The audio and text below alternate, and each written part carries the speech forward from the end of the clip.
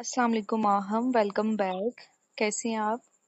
वालेकुम अस्सलाम। आज ठीक हूँ, अभी मुझे सर दर्द नहीं है। अच्छी बात है माहम। पिछले सेशन के बाद आपको कैसा फील हुआ था? उसका ना वो जो टेस्ट हमने अप्लाई किया था उसका स्कोर सुन के पहले मुझे थोड़ा कंसर्न हुआ था, हम्म, लेकिन फिर मुझे लगा कि कम से कम ओवरऑल इम्पैक्ट तो क्लियर हो गया ना। बिल्कुल माहम, उसका पर्पस भी यही था कि हम माइग्रेन के जो पिछले 3 मंथ्स है ना, उसमें आपके रूटीन को कितना इफेक्ट किया बस वो देखें। वो सिर्फ हमारी एक बेस लाइन थी कि हमें पता चल सके कि क्या इफेक्ट हुआ है आपका। वो बिल्कुल भी लेबल नहीं था, ठीक है। अच्छा, आप मुझे बताएं कि आपका मूड 0 से 10 तक आज कैसा है? 7 के अराउंड। ठीक है, यानी आपका आपका मूड बेहतर है। और बॉडी में इस वक्त कोई हैवीनेस, नोजिया वगैरह? नहीं, बस मेरी जो गर्दन है ना वो थोड़ी टायर्ड है, लेकिन हम्म, हेडिक वाला फीलिंग नहीं है। ठीक है। पिछले सेशन के बाद कोई ऐसी हेडेक हुई हो जो आपके नॉर्मल पैटर्न से बिल्कुल डिफरेंट था, जैसे अचानक बहुत सीवियर पेन का होना, वीकनेस या वीएन का नया इशू? नहीं, ये जो अटैक्स हुए थे वही यूजुअल पैटर्न के ही थे बस। ठीक है, यानी कि इस वक्त कोई भी न्यू मेडिकल कंसर्न आप रिपोर्ट नहीं कर रहे। अब हम उस ट्रैकर की तरफ आते हैं माहम, जो हमने पिछले सेशन के बाद फिल किया था, ठीक है। ठीक है। चलिए, आप मुझे बताएं कि वो ट्रैकर का ओवरऑल पैटर्न कैसा रहा आपके लिए? आपने कितनी सिचुएशंस नोट डाउन की हैं? मैंने ना 7 डेज की एंट्री की थी। हम्म 2 दिन माइग्रेन हुआ और बाकी 5 डेज हेडिक नहीं था मुझे। बहुत अच्छा माहम। और ट्रैकर जो है ना, वो हमारा बिल्कुल भी परफेक्शन के लिए नहीं था, हमने सिर्फ 7 डेज रिकॉर्ड देखना था, ठीक है। अच्छा, आप मुझे ठीक। बताएं कि पहला माइग्रेन आपको किस दिन हुआ था? ना ट्यूसडे को ऑफिस में हुआ था। मैं उस रात को ना लेट सोई थी, तो हम्म ऑलमोस्ट 5 आवर्स मैंने स्लीप ली थी बस। हम्म तो सुबह ब्रेकफास्ट भी नहीं किया, ऑफिस में डेडलाइन थी, तो इसकी वजह से ना मैं कॉन्टिन्यूसली स्क्रीन पर काम करती रही। पेन किस वक्त आपको स्टार्ट हुआ था Maham? Around 12, round about 12। Hmm right temple पर मुझे हैवीनेस हुई, पहले पेन 3 थी, फिर 1 घंटे में 7 हो गई। मतलब आपकी पेन काफी ज्यादा हो गई, फिर आपने उस टाइम रिलीफ के लिए क्या किया? मैंने कंप्लीट करने की कोशिश की, मुझे डर था कि अगर रुक गई तो डेडलाइन मेरी मिस हो जाएगी। मैं ऑलमोस्ट 45 मिनट्स और स्क्रीन पर काम करती रही, फिर मैनेज नहीं हुआ तो फिर मैंने मेडिसिन ली और फिर अर्ली लीव ले ली। ठीक है। और मेडिसिन के बाद आपको कितनी देर के लिए रिलीफ मिला? तकरीबन 3 घंटे के बाद पेन जो है ना वो 7 से 4 पर आ गई थी, लेकिन रात तक हल्की हो गई थी। ठीक है। अच्छा, और दूसरा माइग्रेन डे वो कब हुआ था आपके साथ? सैटरडे को, उस दिन मैं लेट उठी और लंच भी मेरा डिले हो गया, तो हम्म शाम को फैमिली डिनर का प्लान था हमारा। हम्म, तो मुझे हाँ, घर पर ही मुझे ना हैवीनेस स्टार्ट हो गई सर में। ठीक है। आपको पेन कितनी थी उस टाइम?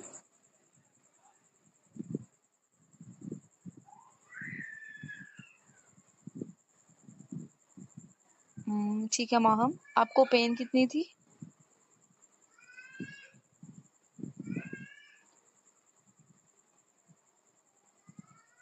ठीक है माहम, फिर आपने क्या डिसाइड किया? मैंने ना काम कंप्लीट करने की कोशिश की, मुझे डर था कि अगर रुक गई तो डेडलाइन मेरी मिस हो जाएगी। ठीक है, हम तो थोड़ा फिर आगे आ गए हैं माहम। मैं आपसे अच्छा। पूछती हूँ कि जब आपने सैटरडे वाले दिन लंच मिस किया था, तो उस टाइम फिर क्या हुआ था? हाँ जी, सैटरडे को उस दिन मैं लेट उठी तो मेरा लंच डिले हो गया, तो शाम को फैमिली डिनर भी प्लान था, तो मुझे घर पे हैवीनेस हुई, तो मेरी पेन जो है ना वो शुरू में 3 थी, फिर 4 हो गई। ठीक है, फिर आपने क्या डिसाइड किया?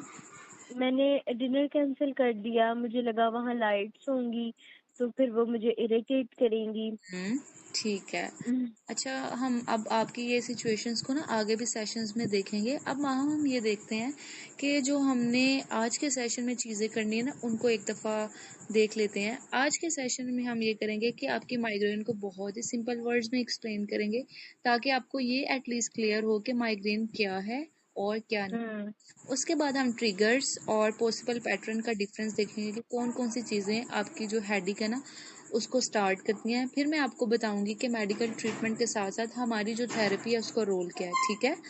फिर आखिर में हम एक असेसमेंट और ट्रैकर को यूज़ करते हुए ना माहम का पर्सनल केस कॉन्सेप्चुलाइजेशन भी बनाएंगे कि आपके केस में कौन कौन सी ऐसी चीज़ें हैं जो आपको प्रोटेक्ट कर रही हैं, कौन सी चीज़ें हैं जो आपको ट्रिगर कर रही हैं। ठीक है। ठीक है, मैं खास तौर पर ये क्लियर करना चाहती हूँ कि कहीं सब स्ट्रेस की वजह से तो नहीं होता। आज हम इसी कन्फ्यूजन को प्रॉपरली क्लियर करेंगे माहम। हम ना तो स्ट्रेस को इग्नोर करेंगे और ना ही हम माइग्रेन को सिर्फ स्ट्रेस का रिजल्ट कहेंगे, बल्कि हम ये देखेंगे कि किन चीज़ों की वजह से आपकी जो हेडेक है ना वो मेंटेन है। ठीक है। ठीक है। अच्छा, आप मुझे बताएं कि अब तो हमारा एजेंडा सेट हो गया। अब मैं आपको माइग्रेन की एक बेसिक सी अंडरस्टैंडिंग से स्टार्ट करती हूँ। माहूम, माइग्रेन ना एक रियल मेडिकल और न्यूरोलॉजिकल कंडीशन है। ठीक है। इसका मतलब ये नहीं है कि आप सिर्फ ज़्यादा सोच रही हैं या आपके पेन इमेजिनरी है, बल्कि जो माइग्रेन अटैक है ना उसके वक्त हमारा ब्रेन और हमारा नर्वस सिस्टम का जो पेन प्रोसेस होता है ना वो थोड़ी देर के लिए ना डिफरेंट तरह से रिएक्ट करता है।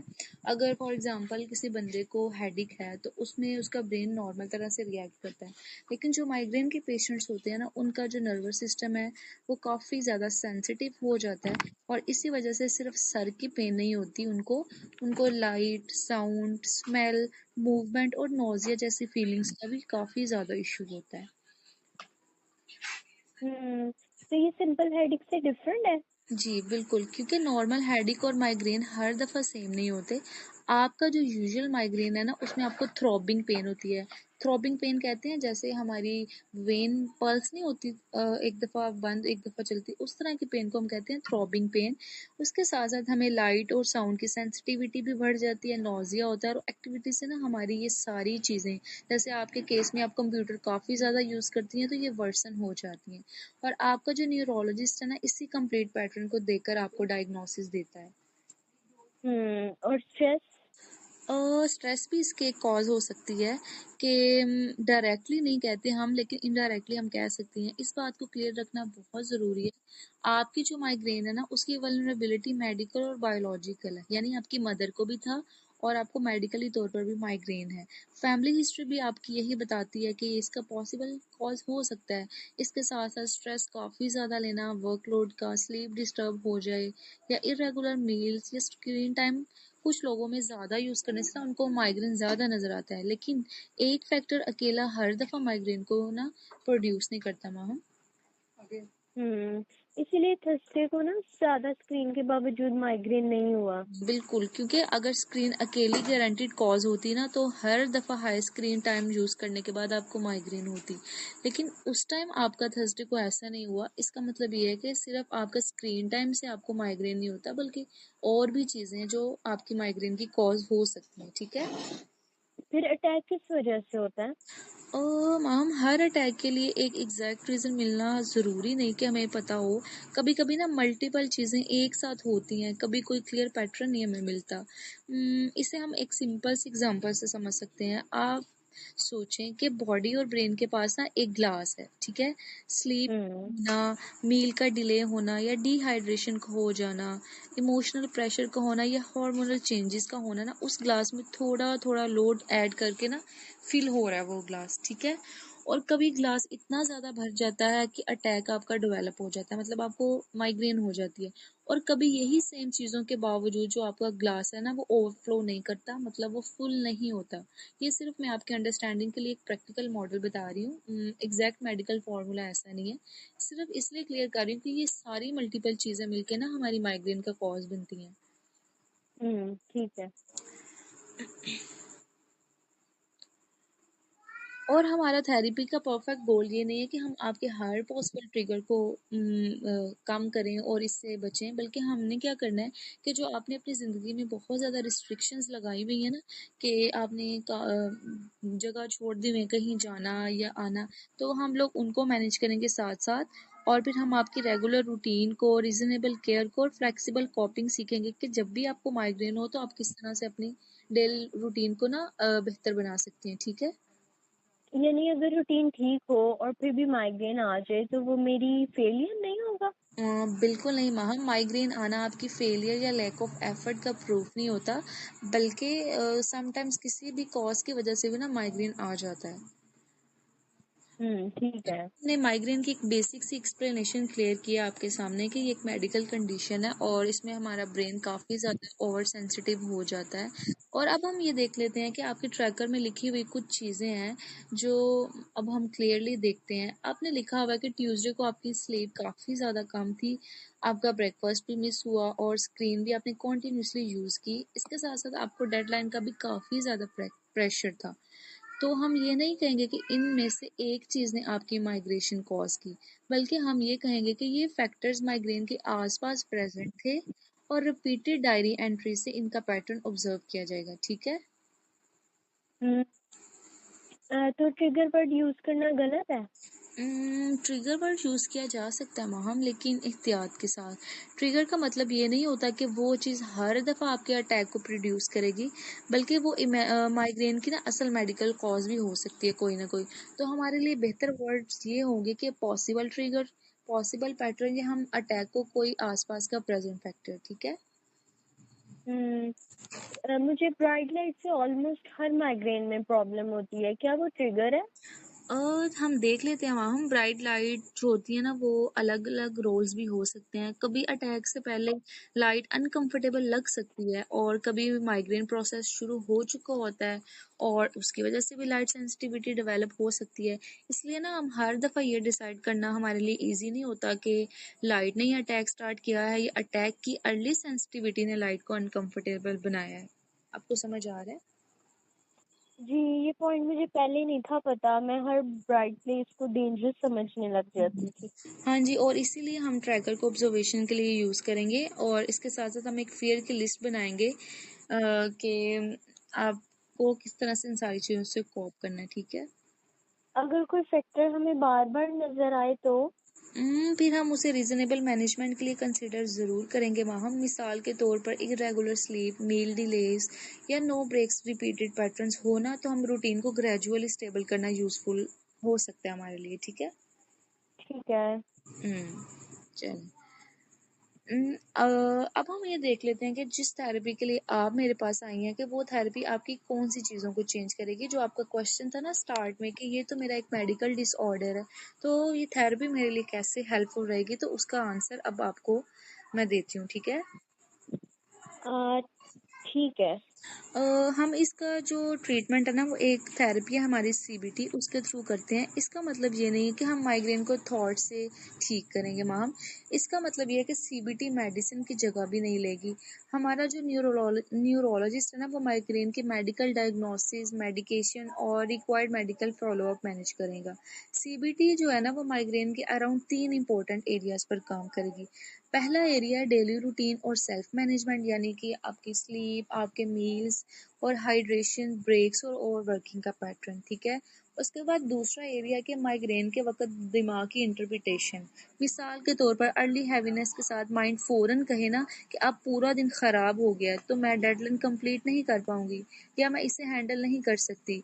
ये थॉट्स अटैक की मेडिकल रियलिटी को ना क्रिएट नहीं करती, लेकिन फियर, हेल्पलेसनेस और डिसीजन मेकिंग तो इससे इफेक्ट हो सकता है। ठीक है। और तीसरा हमारा एरिया कि आपका रिस्पॉन्स। जैसे ही कोई रीजनेबल आपने रेस्ट लेना है या हर एक्टिविटी फौरन कैंसिल कर देनी है ना, उसके लिए हम क्या करेंगे कि प्लान ब्रेक लेंगे या पेन फ्री दिन में खुद को बहुत ओवर पुश करना। ठीक है। तो पेन सेम रह सकती है लेकिन मेरा रिस्पॉन्स बेटर हो सकता है। जी, हमारी थेरेपी का भी यही मकसद है कि पेन तो आपकी सेम रह सकती है, लेकिन जब आप उसको एक अच्छे वे में रिस्पॉन्स करेंगी ना, तो उसकी आपकी इंटेंसिटी और फ्रीक्वेंसी काफ़ी हद तक मैनेज हो सकती हैं। ठीक है। ठीक है। तो हमारा मेन टारगेट ये होगा कि हमने माइग्रेन के साथ साथ आपके मूड, कॉन्फिडेंस, वर्क और सोशल लाइफ को भी कंट्रोल करना है। ठीक है। मुझे लगता है कि मैं अटैक के स्टार्ट में सबसे ज्यादा पैनिक करती हूँ। ठीक है। और वो पैनिक फिर आपको ये तो बहुत पुश करने या सब कुछ फौरन छोड़ने की तकलीफ जैसा ना उसकी तरफ ले जाता है, ऐसे ही है। जी। ठीक है। अब इसी एक्चुअल पैटर्न को हम माहम के पर्सनल केस में मैप करते हैं। अब सीबीटी का रोल क्लियर तो हमें हो गया। अब हम ये देखते हैं कि ट्यूसडे के ट्रैकर एग्जांपल को स्टेप बाय स्टेप। सबसे पहले उस दिन बैकग्राउंड में क्या चीज़ें प्रेजेंट थी माहम? नींद कम थी, ब्रेकफास्ट मिस हुआ था, डेडलाइन थी और मैं कंटिन्यू स्क्रीन यूज कर रही थी। ठीक है। हम इन्हें पॉसिबल लोड या बैकग्राउंड फैक्टर्स कहेंगे। इनमें से हम किसी एक को ना कॉज नहीं कहेंगे। फिर सबसे पहले फिजिकल साइन आपने क्या फील किया? वही राइट टेम्पल में हैवीनेस हुई। ठीक है, उस फिजिकल साइन के साथ माइंड में फौरन से क्या थॉट आई आपको? कि अब माइग्रेन फुल हो जाएगी और मैं डेडलाइन मिस कर दूंगी। उस थॉट के साथ क्या फीलिंग आई आपको? और डर और फ्रस्ट्रेशन टाइप। है। और अगर आप अपने फियर को 0 से 100 तक रेट करें तो कितना था? अराउंड 80। और बॉडी में पेन के अलावा क्या हुआ? शोल्डर्स टाइट हो गए, जॉ भी टाइट थी, मैं स्क्रीन और ज्यादा फोकस से देखने लगी। ठीक है, फिर आपने क्या रिस्पॉन्स दिया माहम? फिर मैंने ब्रेक नहीं ली, मैंने सोचा पहले मैं काम कंप्लीट कर लूँ। मैं 45 मिनट्स और पुश करती रही। ठीक है, तो उसको उसका शॉर्ट टर्म पर्पस क्या था? डेडलाइन बचाना। हम्म। और उसके बाद एक्चुअल रिजल्ट क्या मिला? पेन बढ़ गई थी और मुझे ऑफिस छोड़ना पड़ा। फिर मुझे गिल्ट भी हुआ कि मैं काम कंप्लीट नहीं कर सकी। बिल्कुल। तो और नेक्स्ट इम्पोर्टेंट वर्क डे के बारे में क्या इफेक्ट हुआ? अब मुझे और डर है कि फिर माइग्रेन ना हो जाए। ठीक है, तो हम ट्यूसडे का साइकिल ये देख लेते हैं कि आपकी स्लीप और रूटीन डिस्टर्बेंस के साथ साथ आपका वर्क प्रेशर था, राइट टेम्पल में हैवीनेस हुई। अब आपको ये थॉट आई कि माइग्रेन काफी ज्यादा हो जाएगा और मेरी डेडलाइन मिस हो जाएगी। उसके साथ साथ आपके अंदर फियर, फ्रस्ट्रेशन और एक्स्ट्रा बॉडी टेंशन डेवलप हुई। साथ ही आपका ब्रेक स्किप करके ओवर पुश किया खुद को, फिर पेन और फंक्शनिंग ज्यादा डिस्टर्ब हुई आपकी। और इसके साथ साथ आपका गिल्ट और नेक्स्ट अटैक का फियर ज्यादा बढ़ गया। ऐसे ही हुआ? हाँ जी, ऐसे ही हुआ था मेरे हम्म, साथ। ठीक है। आपने सैटरडे के एग्जाम्पल में भी लिखा हुआ है कि आपको हल्की सी हैवीनेस हुई थी। उसके साथ आपने डिनर पर गई तो आपकी पेन काफी ज्यादा बढ़, आपको ये सोच आई कि अगर मैं डिनर पर गई तो मैं कोप नहीं करूंगी और आपका प्लान खराब हो जाएगा। उसके रिस्पॉन्स में आपने क्या किया कि प्लान कैंसिल कर दिया। उसके साथ आपको शॉर्ट रिलीफ मिला, लेकिन आपकी लॉन्गर टर्म में सैडनेस और गिल्ट काफी ज्यादा बढ़ गया। और नेक्स्ट टाइम क्या हुआ कि जब भी किसी ने आपको इनविटेशन पर बुलाया तो आपने पहले ही ये सोच लिया कि शायद मुझे नहीं जाना चाहिए। ऐसा ही था?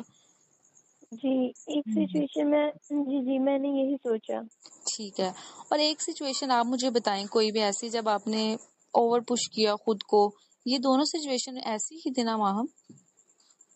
जी, ऐसी ही थी। एक सिचुएशन में ना मैं ओवर पुश करती हूँ और दूसरी में पहले ही अवॉइड कर देती हूँ। बिल्कुल, दोनों रिस्पॉन्स ऑपोजिट लगते हैं, लेकिन दोनों के नीचे ना एक कॉमन कंसर्न है कि माइग्रेन आई तो मैं सिचुएशन मैनेज नहीं कर पाऊंगी, है ना? यही फियर होता है ना? जी, मुझे ऐसे ही लगता है और यही डर होता है। ये बहुत इंपॉर्टेंट क्लैरिफिकेशन है। ये साइकिल माइग्रेन की न्यूरोलॉजिकल कंडीशन कॉज नहीं कर रही बिल्कुल भी माहम। ये साइकिल ये दिखाता है कि माइग्रेन के अराउंड जो भी फियर, रिस्ट्रिक्शन और डिस्ट्रप्शन है ना, वो किस तरह से हमारी माइग्रेन को बढ़ा सकता है। अब आपको डिफरेंस नजर आ रहा है? जी, ये डिफरेंस क्लियर है अब मेरे लिए। माइग्रेन तो रियल है, लेकिन उसके बाद जो मेरा माइंड और रिस्पॉन्स प्रॉब्लम को और डिफिकल्ट बना सकता है। आपने काफी अच्छा इसको एक्यूरेटली समराइज किया। अब हम आपके पर्सनल साइकिल को सामने से देखते हुए इसको थोड़ा सा वाइडर पिक्चर में रखते हैं कि साइकोलॉजी में हम केस को 4 सिंपल पार्ट्स में समझते हैं।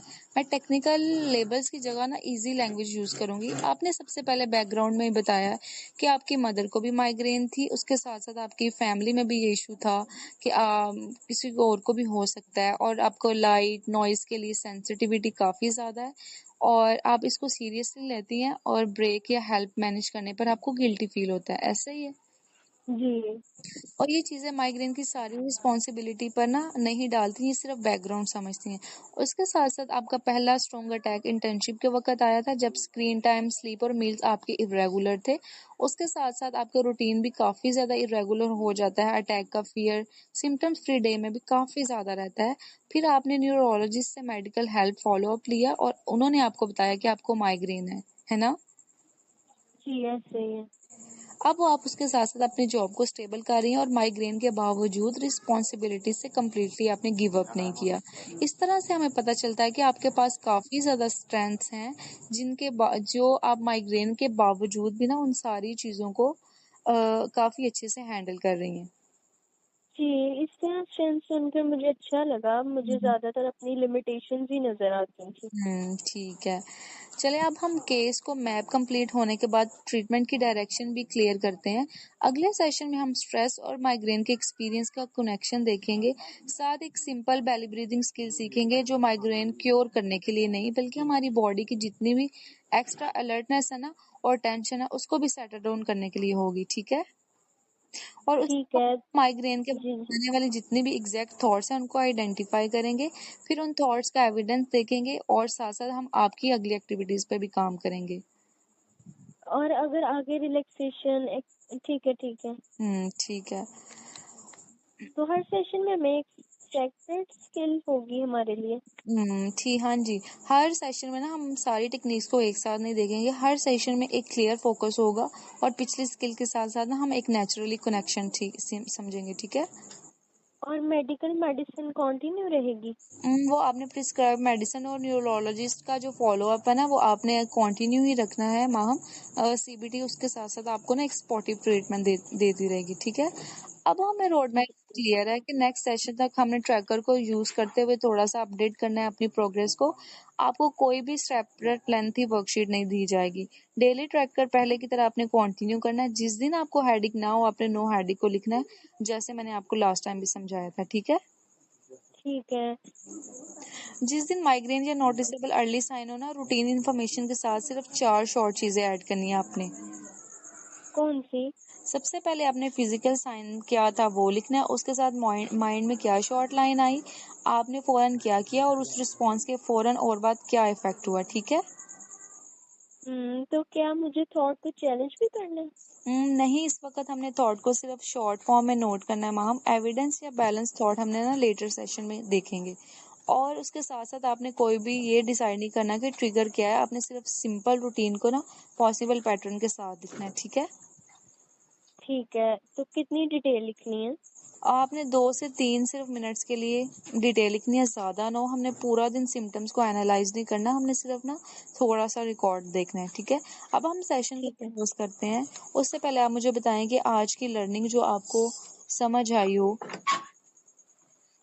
मुझे बहुत क्लैरिटी मिली है। मुझे सबसे ज़्यादा ये अच्छा लगा है कि मुझे हर पॉसिबल ट्रिगर से बचने को नहीं कहा गया। कोई बात जो आपको काफी ज्यादा कंफ्यूजिंग या अनकंफर्टेबल लगी हो?